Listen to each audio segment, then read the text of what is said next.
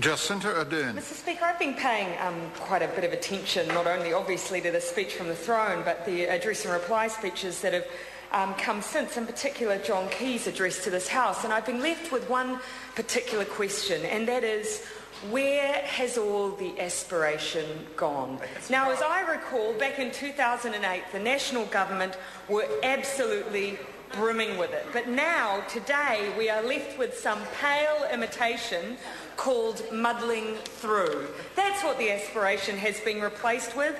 It's a hands-in-your-pocket approach to economic management, and despite that member over there saying that we have a 120-point plan, for the average New Zealander, they are feeling no benefit of that 120-point plan. Instead, all they feel is the muddling through. So I think instead it's timely to remind the national government of what it is they seem to have forgotten that they promised New Zealand. We were told that we should not be tenants in our own country. Now, from where I'm sitting, it seems to be the Prime Minister who has been inconsistent when it comes to his rhetoric and then his policy. And there's no finer example of that than the Crayper Farms decision, which that member has just touched on. That is the ultimate example of where decisions are being made. They're not in the best strategic interests of New Zealanders. We had a local group willing to purchase that significant parcel of land, and that member, on behalf of her constituents, claims that they're happy with the decision that's been made around the Crayper Farm sale. I would really question that. In fact, I'd like to see a survey of those constituents.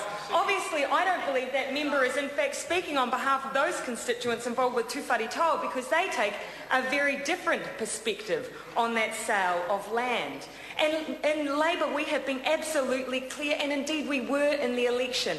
We need to start making decisions that allow us to own our own future, particularly when it comes to these strategic assets. We are not a party against foreign investment. In fact, we recognise that in New Zealand, because of our poor savings, we can't afford to invest in ourselves. And when it comes to R&D in particular, we do need investment from abroad. But there are clear distinctions between the example that the member brought up around a strategic milk project and the sale of this strategic asset. I don't think we could be any clearer. But what else has the national government told the public of New Zealand since 2008? Well, we heard that education was key. It was key to aspiration, it was key to providing opportunities, particularly to our youngest New Zealanders. And what do we see now? We see now the Treasury suggesting that we should have larger classrooms in order to improve our education system. And as a larger class sizes, and as a member pointed out in question time, name one parent who thinks that that will improve educational outcomes for their child. Not only that, the major platform that this government campaigned on around education was to tell 6-year-olds that they were failing in primary education before they even started. And now we're going to ignore international evidence in favour of a coalition deal by bringing in charter schools. That was the aspiration this government has delivered in education. What about the aspiration around building assets? Members in this House may remember John Key said that that was the track we were going to go down.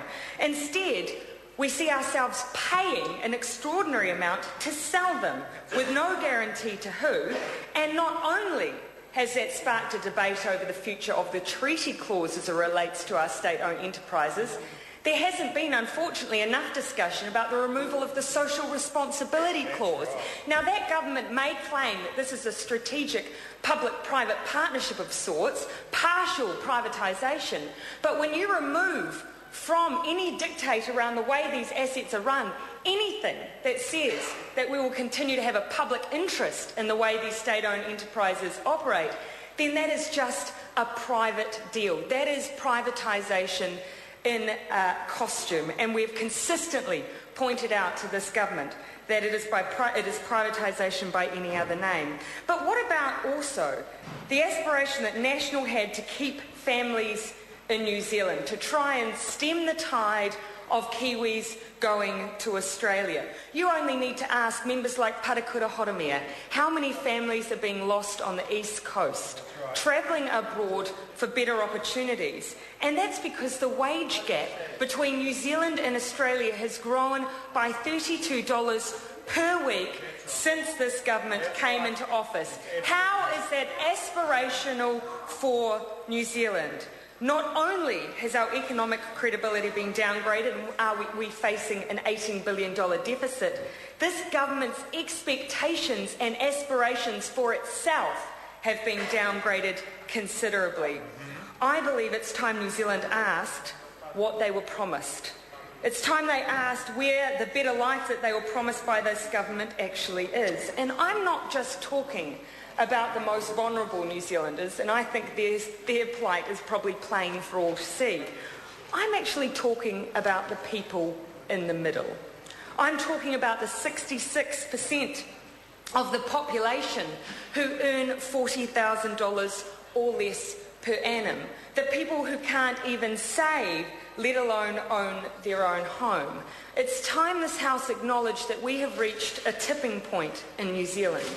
Gone are the days when parents believed that they could leave their children better off than they themselves were. In those days, hard work was enough to get ahead. Poverty didn't have to last for longer than one generation. Those days, sadly, are gone. Now, according to the Ministry of Social Development's briefing for the incoming minister, 2 out of every 5 children living in poverty are in households where there is a full-time worker. This isn't just about families who are reliant on benefits to survive. This is also about families who are working every hour they are given and still can't get ahead, let alone give their own children a decent start. Where is the aspiration for those families on behalf of that government? And we have to also acknowledge that that means that choices are being removed from families. It's no longer a choice for many families as to whether or not one parent works and one parent remains at home. Choices are now being made not necessarily for their own interests or the interests of their children, but out of desperation to survive. And it is time that we strive to give choices back to those families, choices for them to make in the best interests of their children. But what has the government's response been to the situation that we find ourselves in, to this dramatic change in the makeup of the way New Zealanders are having to operate? The fact that many families hold down not just one job, not just 2, but multiple jobs to survive. What has their response been? Well, in the last term of government, we saw an increase in the most regressive form of taxation that we have. And we now see that families, as a result, are suffering, of course, because they don't have, they spend the most of their discretionary income, and it's going directly towards GST. We've seen inflation increase dramatically while income levels stagnate. We've seen the government tinker around with the minimum wage, even though the Prime Minister himself has acknowledged that he couldn't afford to survive on it. So I ask again, where is the aspiration for New Zealand families? This is not a government who I believe is in the business of giving hope.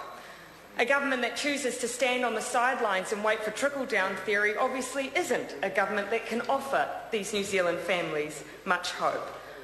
Well, that's something that we stand against. And in fact, in direct contrast, we think it's time to tackle these significant issues.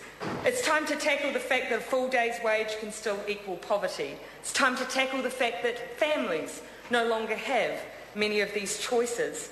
And instead of just relying on a ministerial inquiry into poverty, which the government agreed to because the Māori Party asked for it as a part of a coalition deal, and I question whether or not it will continue if the Māori Party remove themselves from this coalition.